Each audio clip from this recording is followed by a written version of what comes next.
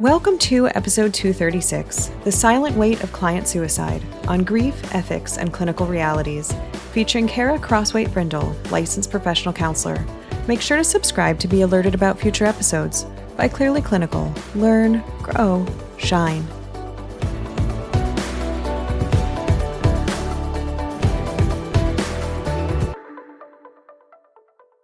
My name is Elizabeth Irias, and today I am joined by Khara Croswaite Brindle. She is a licensed professional counselor, and she's here today to talk about a topic that is perhaps one of the very scariest topics in our field, which is the conversation about clients dying by suicide. Thank you so much for joining us today, Khara. I'm so glad we could talk about it. I know we mentioned offline it's heavy and necessary, so very grateful to be here. Before we dive into a very big and emotional topic, can you tell our listeners a little bit more about you and about yourself and about, if you'd like, your relationship to this topic? Yeah, so I usually start by saying I'm a serial entrepreneur. So I do a lot of different things. I wear a lot of different hats. I'm a private practice owner, consultant, burnout consultant, financial therapist, professor, and published author. And so I don't like to be bored, is what I usually tell people as to why that's a thing. Why this topic? I've been a suicide assessment trainer for the last 9 years. I felt called to become an assessment trainer because of the population I was serving and the clinicians I was supervising. And then my client died by suicide in 2021. So as an established person talking about suicide prevention, I still had my client die. And I knew in that moment I was going to write a book and talk about this and help some other clinician go through this life-altering event. So I'm a therapist survivor in addition to being a mental health leader, and very much willing to talk about that journey. Thank you. Thank you so much for coming on. This is one of those things that floats around the field because we know that the reality is there. We know that people who are in mental health care have a higher risk of dying by suicide. Therefore, we as clinicians have a higher risk of having people on our caseload who may die by suicide at some point. There's so much here to discuss. Where I'd like to start today, can you speak about why the grief related to a client dying by suicide may be so different than some of what we may experience with other kinds of grief and like this concept of confidential grief? Yes. So when I was searching for answers in my own healing journey as a clinician survivor, I came across the term confidential grief, and I didn't know that existed. So I'm excited to share that with your listeners to be like, hey, did you know this was a thing? Confidential grief was coined by Dr. Lena Salpetro to describe losing a client to suicide and not being able to talk about it. And she says, it's not just that it's hard to talk about, it's that there's this judgment from our community or for the communities at large of like, hey, we're supposed to have our stuff together as therapists. This shouldn't happen. And it really hit of like, when my client died, I felt like, luckily I had 3 or 4 people who disclosed they'd had a loss like this. So I called them immediately. But if I had no one in my network, I would have been in confidential grief. If I can't speak about this, I can't tell anyone, not just because it's stigmatized, but because client stuff is confidential, right? Of like, we can't just be like, oh, so-and-so died and tell that to our broader community. And so I felt very seen by this term confidential grief.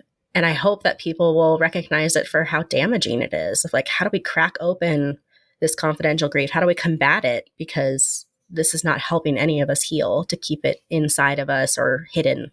Well, with what we know about grief, grief doesn't do well in darkness.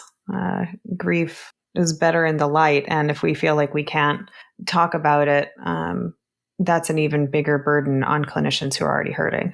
Mm-hmm. Exactly. Like we're not doing them any favors to be like, let's keep this hush hush. And so, from that, I feel like looking at some of the data of 1 in 4 counselors will have a client die by suicide. 1 in 2 psychiatrists will have a client die by suicide. I was like, why aren't we talking about this?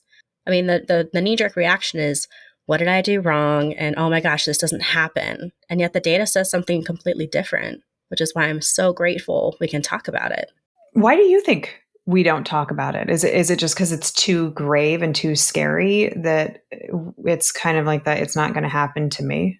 I think it's kind of twofold. There's the larger community that, respects our profession enough to say, you're the helpers. We expect you to save lives. So there's this pressure on all of us to be like, have it all figured out, save everyone, not a God complex by any means, but just like, we've got to be there for people.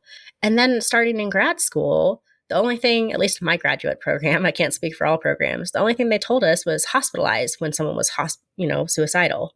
And so I think those two things combined set us up for a lot of pressure to perform and be like, oh, I automatically failed if my client dies because somehow it's my responsibility to keep them alive. And that's something else I want to crack open of like, well, when did it become our responsibility to look at a person and say, I am more responsible for you than you are for you? Like, that is wild to me. And yet it's pervasive. It's all over the place in graduate school and beyond. I think that's part of the culprit. I would love for you to lean in on that and speak more, because I think you're absolutely right, where it becomes what I call the crystal ball effect.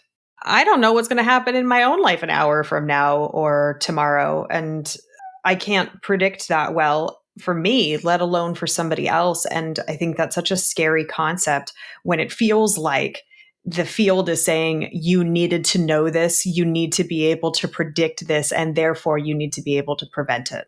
Yeah, yeah. I mean, as of this year, suicide prevention as a term, we're trying to change the word prevention, actually, because not all suicides are preventable. And that's what I think we're finally figuring out is like, we can do all the things. In my experience with my client who died, I did all the things and she still died. And in my gut, I knew she was going to. That's the weirdest part to admit on this podcast is I knew she was going to die. I'd pegged it years before that she was going to be the one based on all these different factors that were going on in her life. And so to look at her or anyone else and be like, I know better for you than you know for you feels really disempowering, feels really gross to me. We're not coercing them and saying, go ahead and die, but we're also not saying I have to prevent this for you or I have to make decisions for you and take away their autonomy. And yet our field says you have to step in, you have to hospitalize, all the things. Well, and they're very interesting concepts. And over the years, we've had a number of different experts come on and talk about what I'll call suicide prevention and really, I guess, suicide risk assessment. And also even deconstructing how much misinformation there is in the field. It's like, oh, well, if I do this, then I've done something that is going to, quote unquote, prevent or protect my client from dying by suicide, when in reality that intervention that we were trained 15 years ago has never held up to the research. Can you expand on that a little bit? Because I think there is a lot here in acknowledging how much confusion and misinformation there is, including with what you just said about sometimes suicide is not preventable. Mm-hmm. Yeah. The reason I'm smirking right now is I think what you're alluding to 15 years ago was verbal contracts, which is when we say to a client, I want you to promise not to kill yourself in the next 24 to 72 hours. Maybe you write it down. Maybe you sign a scrap of paper. Maybe you just say this to me, through speech. And there's no research backing up that we actually saved lives doing that. The only thing that did was make us more comfortable as the helper, the professional helper of like, great, you're not going to die. But it didn't actually save the lives of someone. It didn't prevent them from making attempts. It just made us feel more reassured it wasn't going to happen. And so that's one of many examples of misinformation where I have people be like, what do you mean that's not an effective strategy? I had a client that didn't die. And it's like, well, then maybe there was other factors as to why they didn't die in that moment. And it wasn't the verbal contract that kept them alive. Maybe it was something else. Another piece of this is the hospitalization I mentioned of grad level. When I was in my graduate program, the only thing they did was 1 hour of suicide assessment training. And what they said is hospitalize. They said, ask the 3 questions. Do you have thoughts? Do you have plans? Do you have intent? And hospitalize. And now I know that hospitalization, at least in my mind, is a last resort because it's so damaging to clients to be stripped of their will, to be stripped of their clothing. Sometimes they're harmed or traumatized in that care. Sometimes they come right back out and all the stressors that made them suicidal are still there, if not worse. So hospitalization as a solution is also problematic on a lot of levels. There are many different routes we can go in this conversation. Let's talk about common clinician responses to the thing. And even how does that even happen? How are you alerted How do clinicians hear that a client has died by suicide? Like I've certainly had that thought. I have been fortunate to this point in my career of not having had this experience clinically, and people who are also in the field with whom I'm very close have, and have watched them kind of go through that. But can you speak to like, how does it happen? How do clinicians become aware of this? And then like, what are all of the steps and then the emotional fallout for clinicians? What happens? Yeah. So starting with how they're alerted, when I interviewed colleagues to get a sense of the dynamic of what this looked like for them, it was really interesting because depending on how they were told that their client died by suicide, I think that did have a more emotional impact in some situations. In other ways, it minimized the impact. So what I mean is, let's say you can be notified a couple different ways. You can be notified by an email from a loved one saying, hey, I saw you had this email outreach to your client. Unfortunately, your client's died by suicide. Maybe it's their parent, maybe it's their partner, for example. In that email, we assume tone. And because we're wired the way we are as humans, we assume the most negative tone possible, which is, oh my gosh, are you going to blame me for this? Am I responsible for your loved one's death?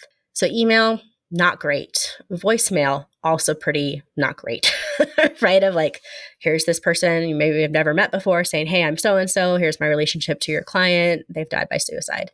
In those two examples, you don't get an explanation. You don't get details that might give you conscious closure.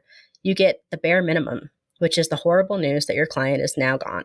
Text message also probably isn't great, but it depends on what is said in these communications. I've had colleagues who had, they were suffering for so long. I'm so grateful you were able to do what you could for them, like almost gratitude as they were sharing, hey, this person has died by suicide. And then there are people that were just more matter of fact of, they're no longer here. I just wanted you to know. And so the ones who got the, what I'll call a gift of, thank you for everything you tried to do for them. They said that they really enjoyed the work you did with them. Those clinicians, when I interviewed them, had a very heartfelt but more neutral reaction than the ones who got the matter of factness and went into a spiral of, what could I have done? What did I miss? So I think even just the mode of communication of how you get this news matters. Other folks might get come into my office. I'm your clinical supervisor. Hey, I want you to know your client died. One of my colleagues, it spread like wildfire through her agency, and she heard about it between her client sessions and then was trying to regulate while also trying to figure out how she felt about that news. So none of these are ideal, and yet I think it does change the impact of like how quickly we go into a shock response, which is the most common response people give me when I interview them, of like, I went numb, I felt nothing. And then eventually there's panic and worry and anxiety that comes from that. So I'm going to pause here because I just want to see how that landed for you to hear all the ways people get it and what you think. Well, I appreciate you separating out some of the nuance, because from a liability perspective, like this is scary. There's also the grief and the loss that we feel and all of that, but also like, oh my gosh, am I about to get some really official letter from someone who's knocking on my door and I need to turn over records? And I would love to spend a minute kind of talking about some of the law and ethics stuff, because I've certainly heard these things in the community, about, okay, so a loved one calls you and contacts you to tell you that the person has passed. Are you allowed to talk to them? And then, like, can you go to a funeral if you've been invited? Can you speak to some of those really kind of nitty gritty practical stuff that we may not even think about until it happens and you go, oh, I have some decisions to make and I don't know what I can or can't do in this circumstance? Yeah, I think something to normalize is you don't have to have all the answers for yourself, especially if you got this horrible news. You're not thinking straight. I mean, that's a human response. So I'd encourage anyone who's going through this to consult. Maybe you're going to a colleague you trust. Maybe you have a clinical supervisor. Maybe you have a clinic director. If you're in private practice, it's a whole different dynamic where you hopefully have a network of people you could call being like, this just happened. I don't know what to do. But for a lot of people, they had to like play it through, play the tape through is kind of the phrase, right? Of like, if I go to a service, what are the implications of that service? What will I say if someone's like, how do you know the deceased? You're probably not going to admit I was their therapist for lots of reasons. One, confidentiality. Two, what if there's a blame situation happening where Now they're blaming you for not saving this person's life because, again, they assume as the professional, that's our job, even though you and I can agree that that's not actually true. So play it through. If I go, what's the best thing that could happen? If I go, what's the worst thing that could happen? And so sometimes just bouncing that off a trusted colleague is helpful. Supervisor, consultant, colleague, whoever that may be. A lot of lawyers would say, don't answer the phone. I mean, my running joke is I don't answer the phone. I'm always in session. So it's not like I'm picking up the phone being like, unknown number. Who is this person? Mine was a voicemail because I didn't have a chance to answer the phone. If I had, I would be in a different sticky situation of, do I acknowledge that I know the client like you just asked? And so I think for a lot of us, caution is what's driving. And so we're like not admitting, we can't confirm or deny. We might be like, thank you for that information. And then we're hanging up and breaking down because we are still human first, professional second. So we're probably not having a deep, dark conversation. In my lived experience with my client, the person who called me was someone I'd interacted with before with permission from my client. So I immediately called them back. And then I ended up holding space for this person who was devastated that they found their friend dead by suicide. So I didn't have a chance to react as a human. I was in professional mode immediately for this person who was giving me all the horrible details that, we're pretty good at seeing images in our heads as therapists. So I had all these images I didn't want or need of my client dying by suicide, but I felt obligated to hold space for this poor person who was just in grief. And then my grief reaction came later because I was in professional mode. I want to take a minute and let what you just said sink in. And I am so grateful for your openness and for your reflection, because I don't think that that's an uncommon scenario. I can see it going a number of ways also, where it's like having too much information, and then also the possibility of not having enough and not being able to really understand what happened here. And sitting with that uncertainty of, is there more of a sense then of what did I miss when I don't have many details? And that for all intents and purposes, we may not be able to get those details. Yeah. It's this idea of conscious closure. We might be like, I want to call the person back. I want answers. I want details. I want to know what happened. I just saw them last week. Why did they die? What did I miss? And so some of us have to go back to supervision and be like, am I allowed to do that? The mental health lawyers here in Colorado, where I'm located, are like, you never call them back. And I was like, I don't know if that black and white thinking here is really helping. I think it's situational. Well, and I'm glad you brought up that point, because that's something that I've heard in different law and ethics circles, being the little clinical documentation nerd that I am, like, well, a client who is dead is still entitled to confidentiality. And there's a little bit of a complicated ethical asterisk there. Do you acknowledge it? Do you not acknowledge it? Do you ask for information? Do you respond to an invitation to learn more or to go to a service? Like, I don't think that that's covered in my ethical guide for my state license. Right? No. Like, it's not like, okay, turn to page 19, section B. That generally, if we speak with an attorney about these things, it's going to be exactly as you said, like, absolutely not. And do not return the phone call. You cannot confirm nor deny. And from a practical standpoint, it may be a lot more complicated than that for a clinician who's going through this, particularly when there are existing relationships with other people close to the person that died. Right. I think an added layer of complexity is this a current client or a past client? Because I think then we're also asking questions. Why was their life so different versus what happened between last week's session and this week's session? And so even just that small but significant change, I think, brings up some other questions for therapists of, I haven't seen him in 3 months.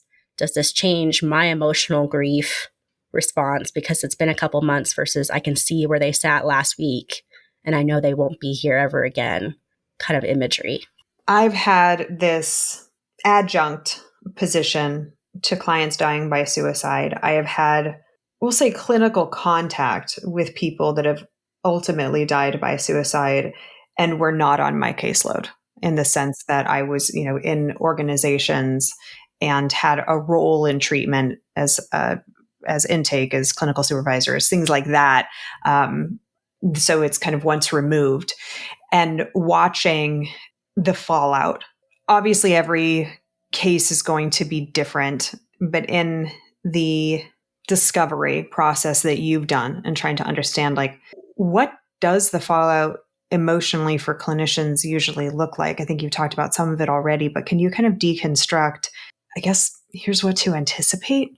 Yeah. Actually, I broke it down into the 5 domains of self, which is an acronym PERMS. So this is my colleague Alex Castro-Croy's acronym. So physical, emotional, relational, mental, and spiritual. And so from the emotional lens, you're asking about very quick for clinicians to panic, to have anxiety, to be hypervigilant of, oh my gosh, who's next? Who's going to die next? What could I do? Can I be trusted? The biggest hits when I asked clinicians these questions, the ones that were willing to talk to me, because again, confidential grief, the ones that were willing to talk to me said competence and confidence were the first 2 that immediately hit of like, I don't feel competent. I don't feel confident in my abilities anymore. So maybe this eventually leads to them questioning, do they want to be in the field?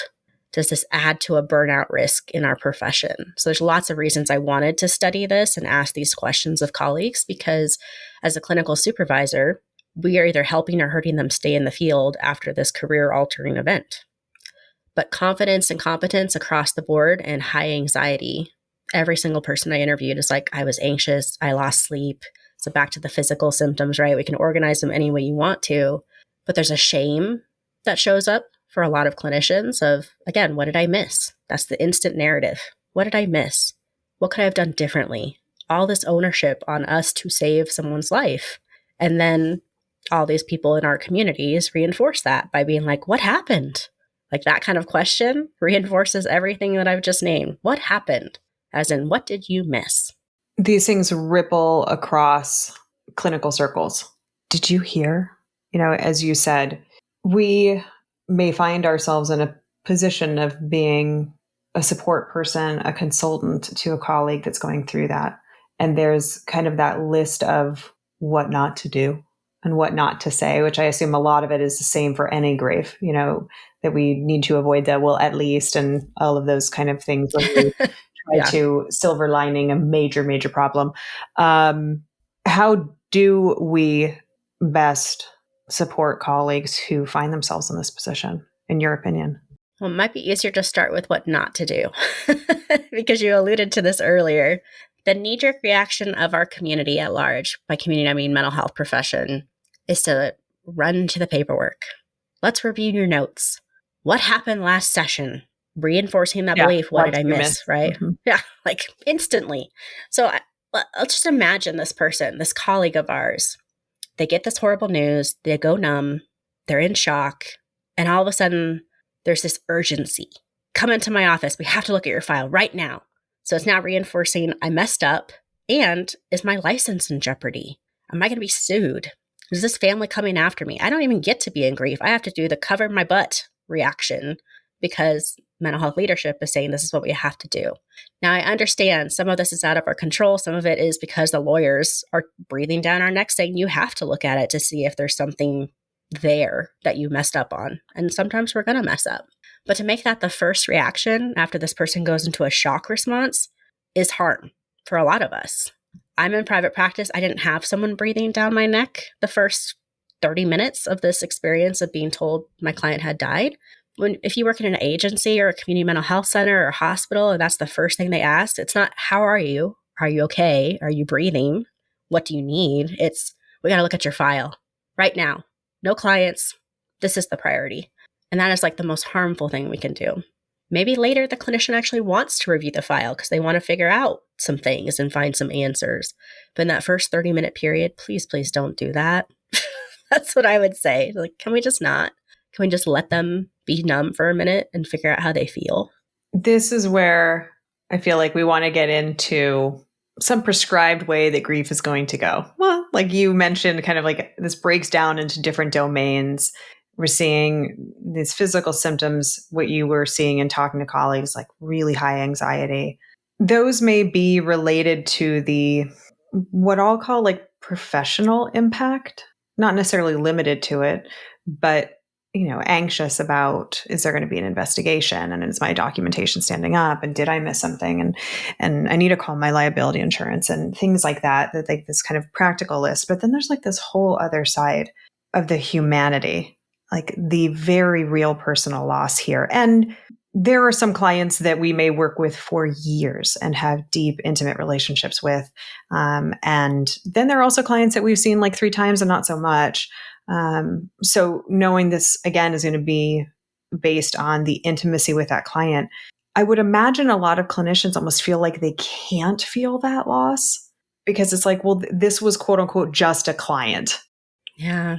How interesting that you pinpointed that, because the research, there was one book, I found one book written in 2005 on the topic of clinician survivors and how we heal when I was writing my own book. And in that moment, they said, we'll have 3 to 6 months of PTSD symptoms in response to a client loss. They also referenced research that said we will actually take more ownership and have more of a grief response to this person dying professionally than people in our personal life. And I think it's partly by what we're talking about is like, I feel responsible. This is my role. This is my job. I'm failing my job. I'm failing this client. I'm failing the system. So really interesting to normalize that we have a bigger emotional reaction to losing a client than a loved one to suicide, according to the data back in 2005. The minimum number of people impacted by each suicide is 135 people. And so when I'm still working with suicidal clients today, I have that number in the back of my head of like, this does have a ripple effect. In the research that came out last year, they talked about within 30 minutes of the client dying by suicide, 30 minutes of us hearing the horrible news, regardless of the circumstance, within 30 minutes, we have a narrative that it's our fault. So maybe at first, the first reaction is, that's horrible. I'm so sad. My client died. I wish that hadn't happened. Within 30 minutes, oh, I messed up. So how interesting that in just a short amount of time, even though we had a logic response to start of like, that's so sad and that's not mine to own, within 30 minutes, now I'm owning it, regardless of what I knew to be true. So we're wired this way as professional helpers, as humans, like we're wired to be like, I did something here. I messed something up. And then the people around us are reinforcing that with the questions and the assumptions and the let's go over your paperwork. And so again, we're not doing anyone any favors. And I know that we can't change this whole system, but if we could probably space this out and approach this as grief first, that would be very helpful. I've had the experience of people in my personal life dying by suicide, as well as had the clinical experience of working with clients who have lost somebody to suicide during the actual work. Can we jaunt over a little bit to kind of talk about just the realities for people who, for those 135 people around somebody who's died by suicide, because the grief is very complicated and very different.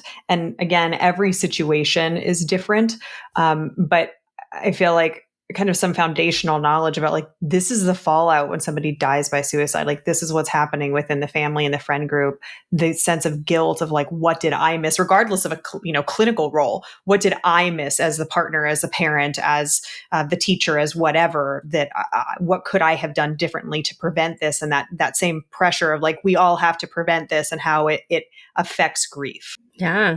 I mean, I think that's the movement this year as to why we're moving away from suicide prevention to suicide awareness of like, let's continue to be aware. Let's look at what we need to ask.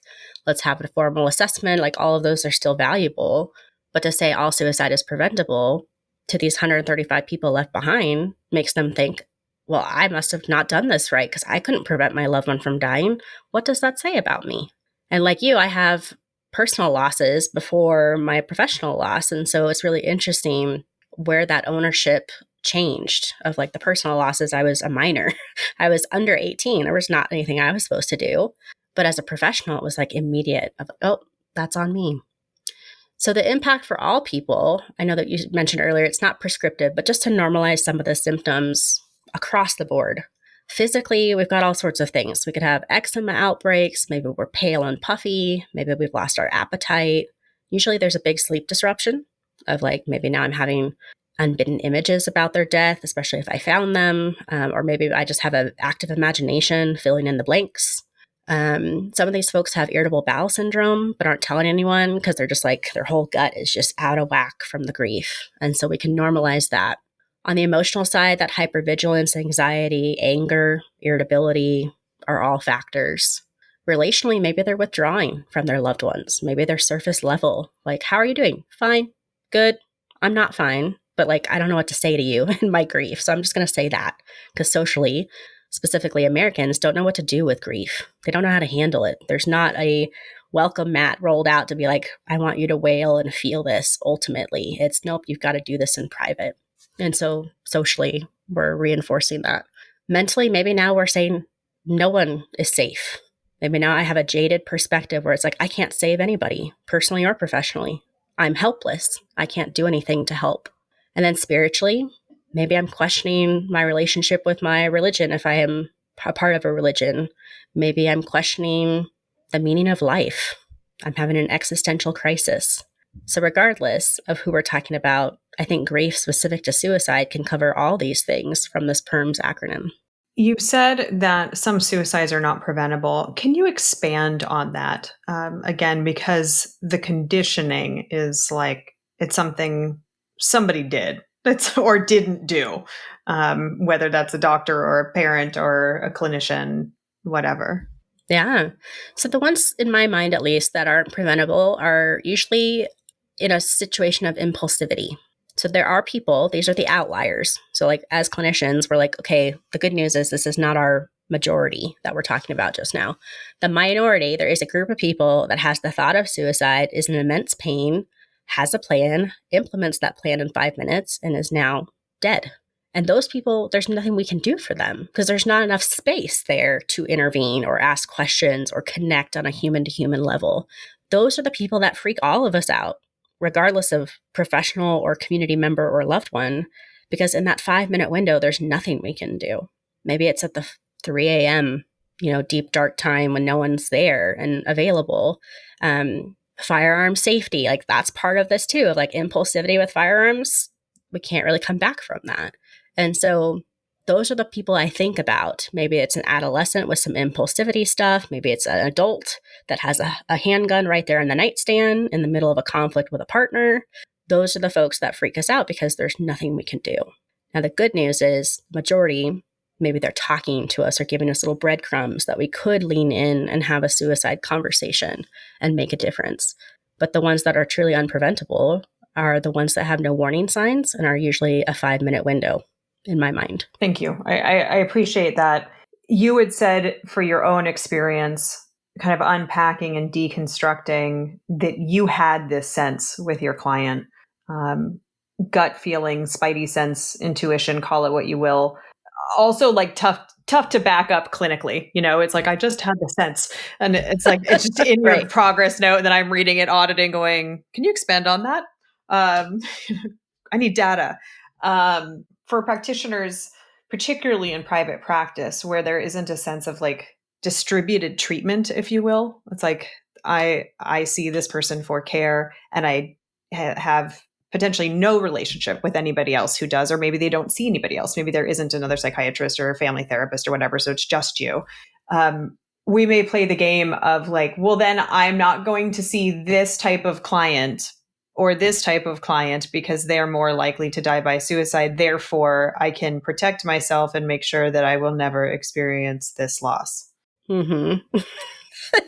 Is any of this possible or true? Oh, I'm laughing and smiling because in my most snarky playfulness, I'd be like, oh, you don't think you work with suicide, huh? When suicide's a human experience. Suicide is about pain. It's not about death. It's about pain that feels inescapable, which is why suicidal thoughts show up for a lot of these folks. So if we apply this to veterans, if we apply this to people with chronic pain, if we apply this to people in substance and addiction worlds, it kind of clicks. It doesn't mean we subscribe and say, I'm okay with this, but it does create some explanation for why it's happening. And so when clinicians come to me and say, I don't want to work with suicide anymore, I'm like, I hear you. And let's come back to the reality that suicide is a human experience. So sure, you might want to avoid certain diagnoses or certain behaviors that lead to higher risk for suicide. And yet to say that I'm never going to work with that again, to me feels unrealistic and possibly harmful to your clients because you might be then never having a conversation about suicide. You're not asking about it. You're not questioning. You're not being like, hey, seems like things are deep and dark this week. Is it possible you're thinking of suicide? Like, that's not happening. Not to mention the community still thinks that if we ask about suicide, we give someone the idea, which is a complete myth and is still pervasive to this day. That was actually going to be my next question.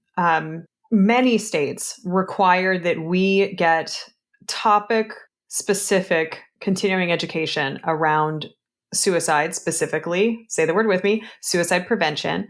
Yet another one of those ideas that this is always preventable and that there's something that we could be doing differently.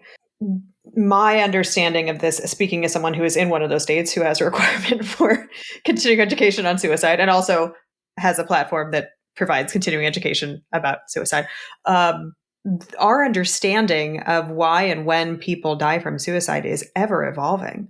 The things that we thought 20 years ago don't hold up, and more research is evolving. So effectively, and I do want you to correct me if I'm wrong, but effectively, as you said, this is a human experience and we can't, the only way to insulate ourselves from it professionally is to not do the work professionally, because this is just simply an inherent risk of working in the mental health field.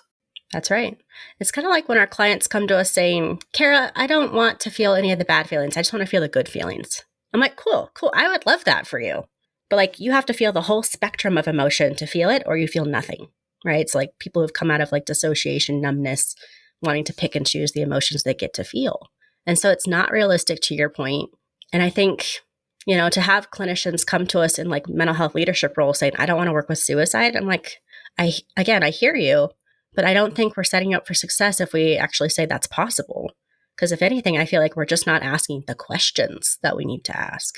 And so whether we call it suicide prevention or in our case, suicide awareness, I think there's something to know here of like the top two populations with the highest suicide rates by age are 85 and older and 65 and older.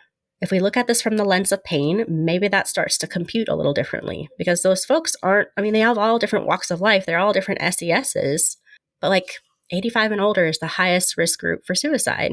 And it's probably because of lots of factors, like losing their community, retirement, aging, dementia risks, physical decline, loved ones that they've lost, like so many things here that is part of the human experience of aging. And so for me, a light bulb went off and I was like, okay, here are the top two age ranges with the highest suicide rates. Does that mean that we're not going to work with anyone 65 and older? Like, I don't know. I just think there's a lot there to think about. In and of itself, suicide is a loaded topic because we have so much conditioning coming from different cultures, different religions around sinfulness, around acknowledgement, around this person may not be able to get a typical burial because they died by suicide. We're bringing all of that from our conditioning into this situation too. Can you expand a bit on some of kind of the cultural considerations coming in here? Because we all have our own personal belief systems about suicide, and they really run the gamut.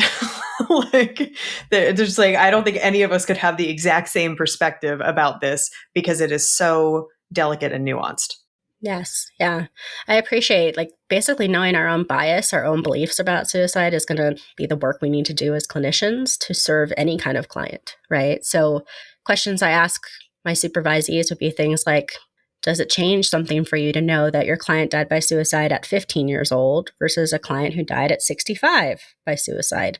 So like looking at ageism. Does it change something for you to know that the client had a terminal illness and chose to die by suicide rather than decline in a really painful way? Do you have a religion or spiritual belief about suicide? How will that show up in the room with a client who's thinking about it, trying it on with you, trying to see what is worth living for and what isn't? So I think a lot of us need to slow down and kind of sit in that of like, would this change anything? If they had zero protective factors, if their life was in the gutter, for lack of a better professional word, if things were just going downhill, as a human, can we understand why suicide showed up as a possibility? Because the quality of life isn't there. Maybe they're in immense pain. Maybe they've lost the one person in their life that made life worth living. For my client, her protective factors were eliminated in 2 weeks' time. And that was it for her. And so for so many of us, that's the hardest thing is like you can feel it, you can see it, and you're trying your best, but like you can't work harder than your client, not on this. I have a mind to ask you an intensely personal question that I completely welcome you to say, nope, not answering that. Okay. I would be willing to bet that you have played this out ad nauseum in your mind, deconstructed tons of moments, looked at your notes, things like that.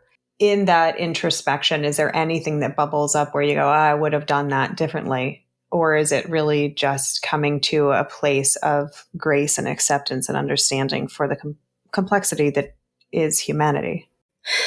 That's a great question. Every time my client was hospitalized for suicide, I questioned if I wanted to continue the work when she was discharged. I got a lot of consults from suicidologists of like, what do I do? What am I going to do next? And in one of those consults, the consultant said, hey, Khara, do you know about countertransference hate? And I was like, no, what is that? She said, countertransference hate shows up when you're on this roller coaster ride with a client who's suicidal and you just want a decision made. You either want to know that they're going to live or you want to know that they're going to die. But the roller coaster of trying to predict, are they going to be alive tomorrow, the next day, next Monday, is so emotionally taxing that it creates this resentment and a little bit of hatred towards your client. And at one point, about midway through our work, I was there. I was so tired of the roller coaster. I was like, I don't know if I can serve this client anymore. This is hurting me. I don't think they're benefiting. And I went and got all these different consults trying to find answers. And the one thing that brought me back to compassion for this client was role playing in her shoes. I was at a national suicide conference and he said, I need a volunteer to play a suicidal client. And without thinking, I raised my hand and I played her. And the gift that he gave me was this perspective of, oh, here she is as a human hurting. She's not trying to hurt me. She's not trying to manipulate me.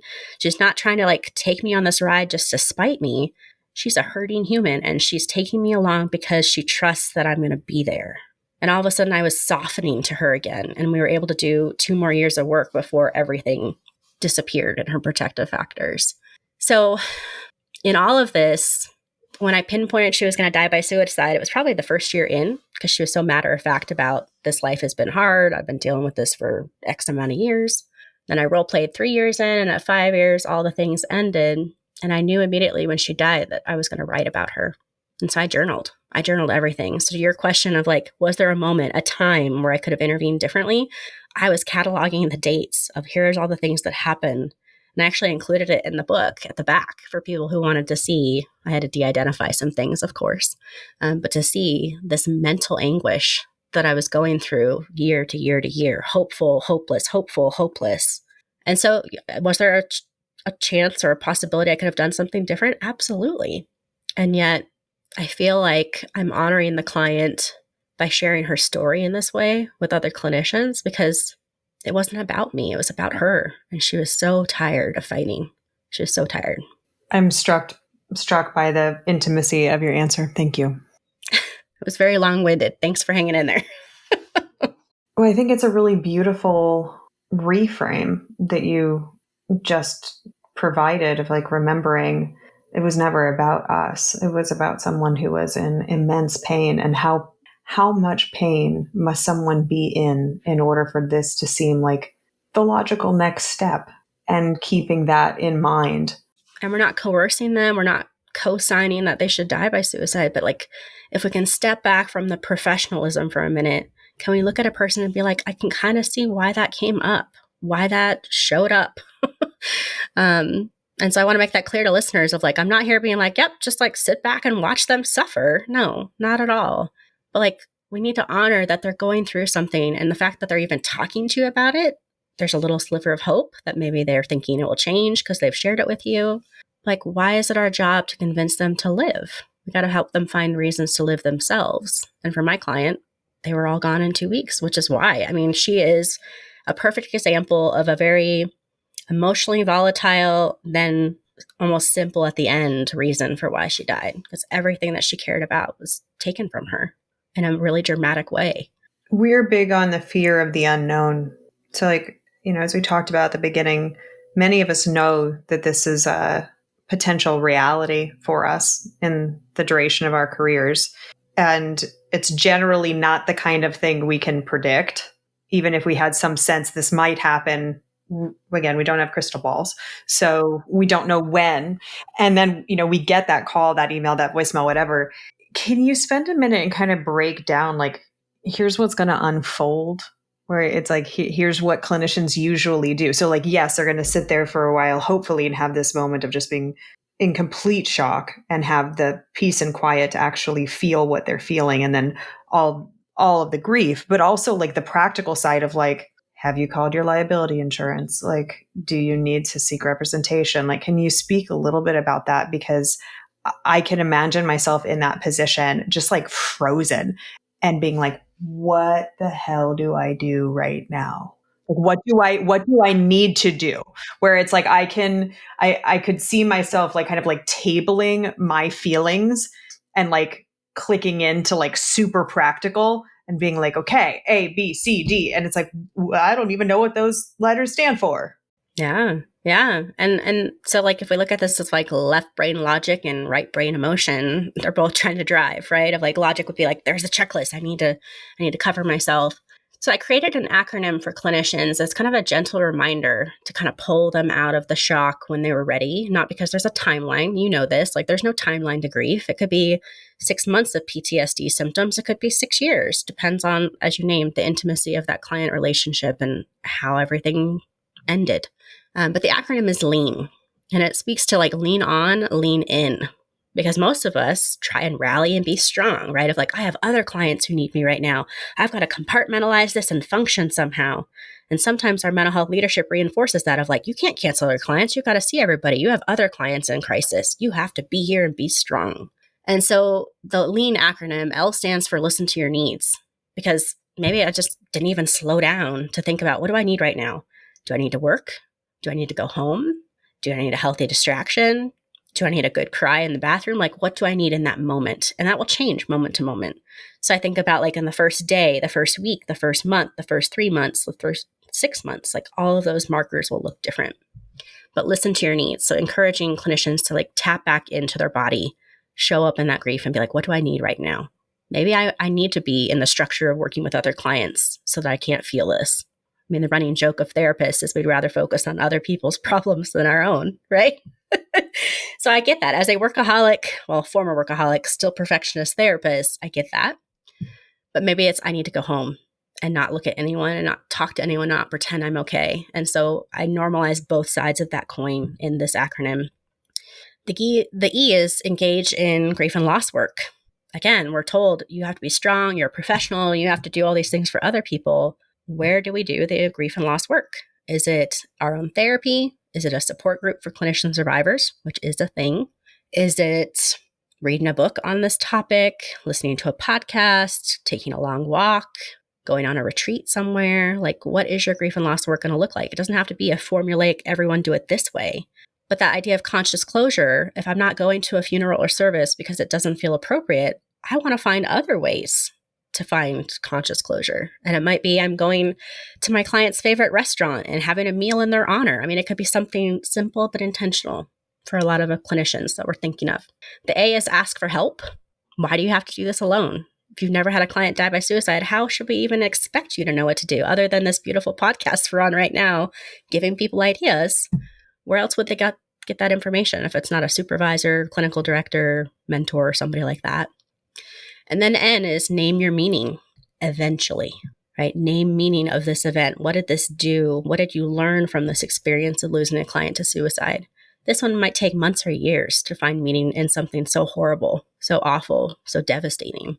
For me, my meaning was I'm going to write a book about this. I'm going to share about this. I'm going to be the most authentic and vulnerable I've ever been to the people I respect most and hope it's going to help somebody else. So like maybe the meaning is you want to do an out of the darkness walk or suicide prevention fundraiser. Maybe it's I want to pick the next suicide assessment training for my team. Lots of ways we find meaning. Maybe you journal about it. But like for this acronym, it's just helping people remember that you're human and you're allowed to slow down and do this work of listen to your needs, embrace grief and loss work, ask for help, and name meaning. So hopefully that acronym is helpful. We all love acronyms. Thank you for naming some of those things, because I think you're right on a lot of them, particularly within systems where, I've absolutely heard it said to supervisees. I've heard of supervisors that have said, you're not allowed to go on that vacation because it would be client abandonment. And it's, having nothing to do with suicide, but this idea that we've created this culture of us being ultimately responsible for somebody else's well-being and therefore somebody else's life, and the ability to kind of sit with that and hold it and then start to deconstruct where that's coming from, because we're then taking away someone else's agency. We're taking away their autonomy and their ability to take care of themselves and to make decisions that they feel are right for them. And the really heavy, heavy themes that I think sometimes we don't even stop enough to question. Yeah. And I wonder why we have the average clinician in the field for 7 years of like the burnout potential. Like, it's wild. It is.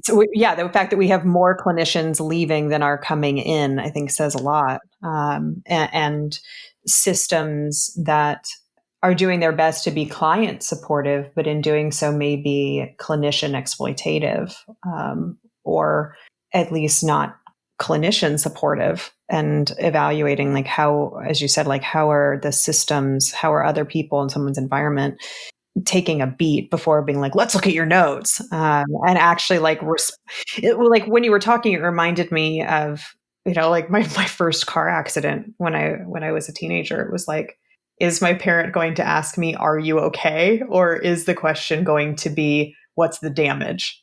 Yeah. And it's like, we need to remember, are you okay? How are you doing needs to be the first thing that we're leading with, not the details, not the administrative portion. Sure. So it probably doesn't surprise you to know that when I was writing about what not to say, that was much easier to think of. Of like, here are all the harmful things of like, what happened? Your client's so selfish. What do you mean they died by suicide? Like all these, like, the tone, the implications there. And to have questions that are more helpful would be things like, what can we do for you? What do you need right now? My favorite one from interviewing colleagues was, what can I do for you at the 1-year anniversary of your client's death? Because just like other grief and loss experiences, maybe the first 3 to 6 months, people are checking in. How are you? How are you doing? What do you need? Dot, dot, dot, dot. But it starts to wane. And then at the year mark, do people even realize that your body and mind are going to remember this anniversary? You're going to have a reaction, right? Body keeps the score. But like, is someone going to be there being like, hey, do you want to go somewhere? Do you want the day off? Do you want me to cover for you? Like, what are my options? And I loved that question. I wish someone had asked that when I was going through my grief and loss and healing journey. But I love that someone else thought of it. You gave the example of the acronym that kind of gave us some options. And I'm imagining you getting a phone call in some alternate reality where you answer the phone. Uh, and and just unknown caller, and they say, I'm a licensed clinician and this just happened. Is there anything else that you're like, yeah, make sure you do this? I mean, get a snack, and drink some water. Yeah. like take care of your basic survival needs. But is there anything else? It's like, I think these things are overlooked or are instrumental to acknowledge. Like, I mean, I have imagined it. I have absolutely imagined it. I have looked at my caseload before and gone, ooh, and also have had the thought of, that's what I think. And then there's also what I could completely miss. And that possibility, which almost scares me more. One of the phrases that's popping in my head is asking, do you want to talk about it? So like, I know that clinicians will be calling me because I've made myself available for this. I've called myself a confidential grief specialist to be like, I will be the person that will hold this for you when no one else can or will, or it doesn't feel safe. So I will be the one to get a call or a text. I've already gotten a couple texts of like, hey, I just want you to know my client died. And it's like, do you want to talk about it? Because they're not able to talk about it anywhere else, not without judgment, not without possible consequence. Like, they're already worried about their license. They're already worried about a grievance or a lawsuit or whatever. Maybe they just want a safe space to talk about it of like, I'm so bewildered. I don't know what happened, or I'm so angry at my client. How could they do this? We were doing such good work, or any other span of emotions that come up. So I think even just asking a very simple question, like, don't ask it if you're not willing to hold for it, right? Like, let's make sure people have their boundaries in check. But like, no one's probably asking them to talk about it because it's grief, right? Like, what if you start to cry? Or, I mean, even as clinicians, we start to go, oh, I have to fix it. And so, like, can that be the first question we ask? Or, like you said, are you okay? No. The short answer is no, they're not okay. Maybe they don't know how they feel, though. So it's kind of a loaded question to be like, what do you need? Even though that's one I want to ask as a perfectionist, workaholic person. Like, I want to be like, what do you need? How can I help? But maybe we just ask, how can I help? And they go, I just want you to listen. I want you to witness. I want a place of zero judgment and abundant compassion. I want you to normalize that what I'm thinking and feeling is something you've heard from other clinicians. And that's what I do best. It's like, you know what? Everything you said is stuff I've gone through myself or I've heard other clinicians go through. That makes a lot of sense. And they go, oh, good. It's not just me. Because they'll articulate, I messed up, or I'm worried I messed up. They'll articulate, I don't feel confident in my abilities. I don't know if I should be in this field. I don't know if I'm cut out for this.